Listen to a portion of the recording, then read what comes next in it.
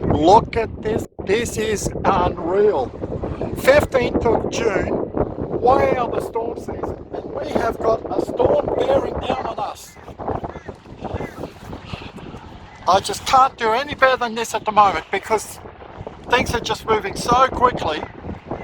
I've already shot a panorama, and I'm just taking single shots now with my Nikon D500 with my Tokina 11-20 at 11 mils, and we're already getting rained on.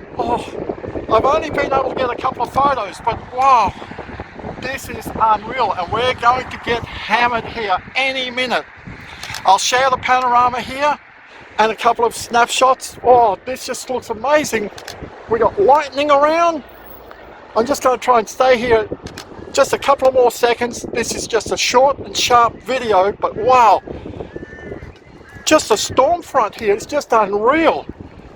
Look at the way the clouds are facing just above the hotel here. And I was just telling a couple of people, like, we've got this storm coming. Oh, it'll be all right, it'll be all right. Yeah, sure, it'll be all right. I just want one more shot, quick. That's it, guys. Welcome back to my channel, everyone. I'm Charles from Charles in Photography. As you've just seen in the video, this morning's thunderstorm was really wild and woolly. Now, we're 15th of June in Australia. We rarely get thunderstorms like this in wintertime. It's normally unheard of, but they said on the weather that we could have maybe a storm, but because it was coming all the way out from Toowoomba, I didn't think it was going to come, and the predictions were that yes, maybe, maybe not. So I had planned to go out to do a YouTube tutorial on ND filters, but the clouds were just moving so slowly that it just wasn't worth doing this video. And I was busy working on my next video tutorial at home when I saw a message from my friend of mine who works in the city of a shot he had just taken saying, there's this massive storm coming, get out there. So went outside and I could see the storm bearing down on me. So I got in my car, drove down to Lake Eden, which is only about 5 minutes drive from my place, quickly set up my tripod. I took one photo and the storm was just so wide that I thought, like, I quickly grabbed a panorama, shot the panorama, then reset the camera up just to take a couple of photos. Now, from the first photo to the last photo, including the panorama, only 7 minutes expired. I started at 9:31 and I finished at 9:38. That's how quick this storm front came across. Now, the panorama that I shot, I didn't shoot handheld. I used my tripod, but there was no time to set the panorama rotator and all that. So all I did was, using the L bracket, put my Nikon D500 on the tripod, making sure that the tripod was as level as possible, and then using live view, I made sure that the camera was as level as possible forward and sideways, and I got that fairly quickly. Then quickly set off a set of images to blend later at home. Now, they weren't exactly all lined up, but this is the beauty of shooting ultra wide at 11, and it gives you a little bit of margin for error. Now, even though it was all level on the camera, what I thought was level, you'll see that there's a little bit of discrepancy. And I'll also show you how I actually lined up using live view to make sure that I had enough overlap. So let's take a look at these photos fairly quickly. These are all edited using my Nikon D500 and the Tokina 11-20mm lens. So this is the first photo that I took. I'd just gotten in. You can see the sun's still shining out there, and it really doesn't look much of a storm. It's coming this way a bit. And this image was shot at 11mm, 1/8 of a second, f11 and ISO 100. Now, as soon as I finished this shot, I moved only about 10 meters to the next little sort of platform because I wanted to get a better view of the lake, and I quickly shot this panorama.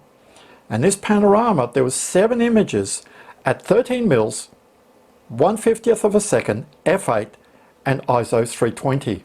Now, the reason that I went to ISO 320 and also to 1/50th of a second is I wanted to have a bit of grunchiness in the clouds. When you shoot storms, you have to try to keep your shutter speed up. This is something that some people don't do, and especially if you're shooting a panorama, you've got to shoot it fairly quickly. So having a faster shutter speed means that you can rotate the camera much quicker and end up blending the images much better. Even if you're taking a single frame, at a higher shutter speed, you're going to get the clouds sort of standing still. They'll have a much nicer grunginess in them instead of using a very low shutter speed, and the clouds will sort of drag along. They'll be not well formed, so it'll look a little bit flat. Now, this shows you how these images were actually taken. I shot from left to right. You can see down the bottom, 1, 2, 3, 4, 5, 6, 7 images. Now, the arrows represent where I lined up for my next shot. On the top there, you can see the colors. I have red, green, blue, yellow, pink, green, and red again. And these represent where the frames overlap. Even though you're racing the clock, you have to settle down. You have to take your time, and using live view, look at something very prominent in the image that you can line up in your next image. So when I take images in live view, I have a 2-second timer delay. So I press the shutter, there's a 2-second delay, the photo gets taken, then I've got to press the shutter again just a little bit just to get the live view screen back up. Rotate it a little bit and do again and again and again. The more you do this, the quicker you will be, but it's still a very slow process. Even though I was racing, I still made sure that I lined up something around 2/3 into the frame so that the next one would actually be lined up correctly. This is what I ended up. And you can see there's the horizon isn't square there. It's a little bit up and down. This is where a good panorama stitcher comes in, and this is why I use PT GUI, because I find that on images like this, it doesn't have any problems at all stitching it.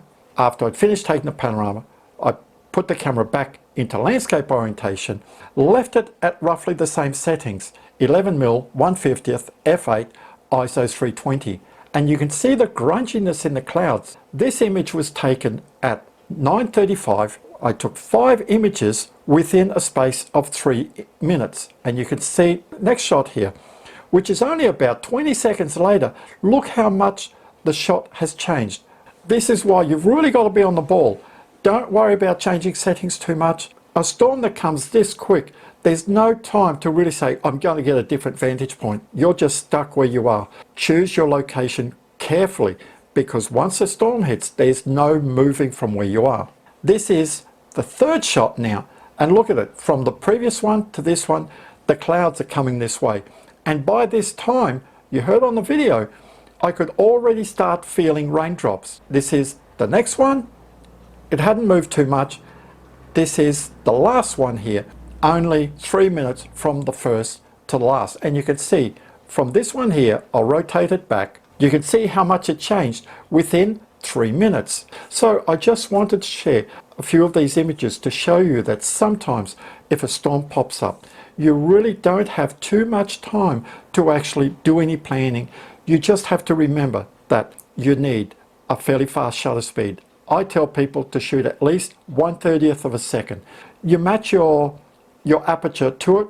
I try to keep at least between f8 and f11, and the ISO I use to equalize my image. So if I needed ISO 320, I used it. If I would have needed ISO 500, I would have used ISO 500.